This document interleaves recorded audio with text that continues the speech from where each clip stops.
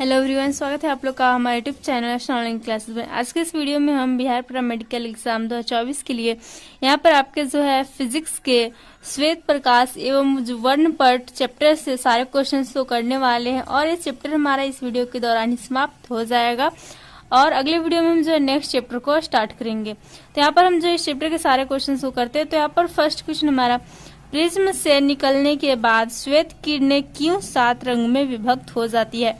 यानी कि जब प्रिज्म से कोई श्वेत प्रकाश निकलती है तो क्या क्यों जो है 7 रंगों में बट जाती है।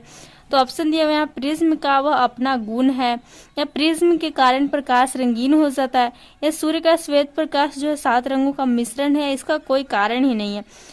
तो क्या होता है कि प्रिज्म से जब हम किसी श्वेत प्रकाश की किरण को गुजारते हैं तो वह 7 रंगों में बट जाती है। इसका कारण होता है कि जो सूर्य का श्वेत प्रकाश है यह 7 रंगों का मिश्रण होता है। यहाँ पर हमारा 1 का जो है ऑप्शन नंबर सी राइट हो जाएगा।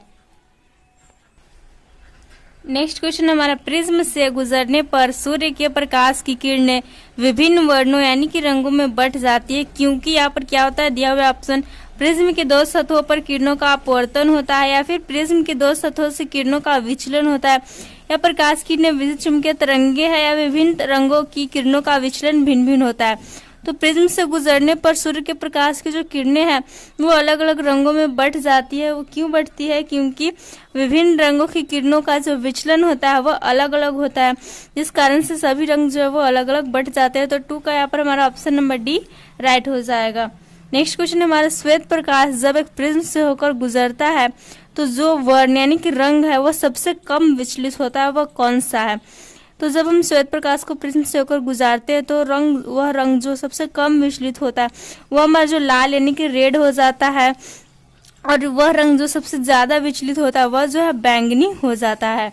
नेक्स्ट क्वेश्चन है हमारा, श्वेत प्रकाश में कितने वर्ण यानी कि रंग मिले होते हैं। तो हम सभी जानते हैं श्वेत प्रकाश जो है वह 7 रंगों से मिलकर बना होता है।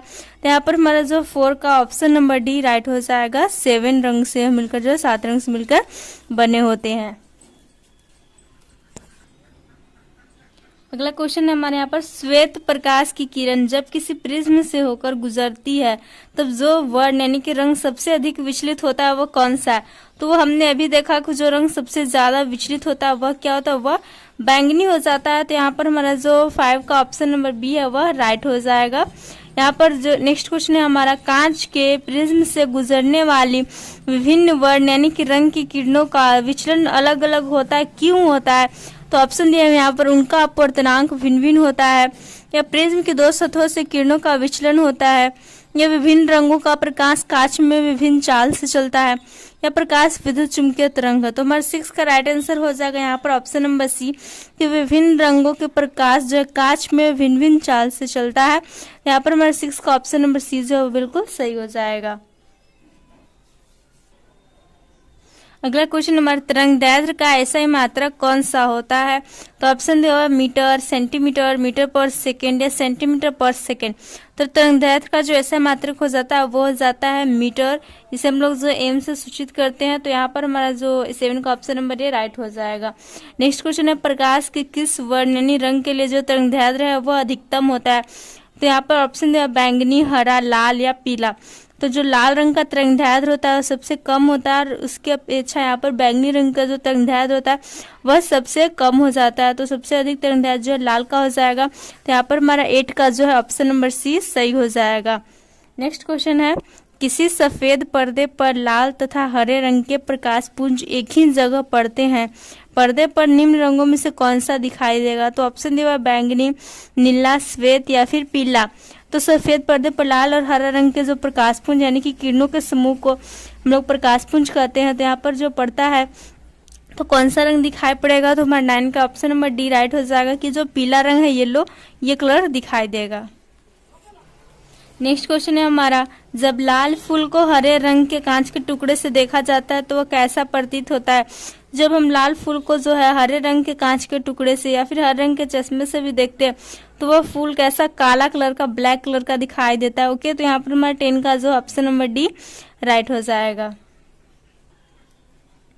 नेक्स्ट और लास्ट क्वेश्चन हमारे, प्रकाश की किरण पुंजे एक लाल और दूसरा नीला एक श्वेत पर्दे पर एक ही स्थान पर आपतित होती हैं, पर्दे पर जो वर्ण यानी कि रंग दिखाई पड़ेगा वह कौन सा होगा।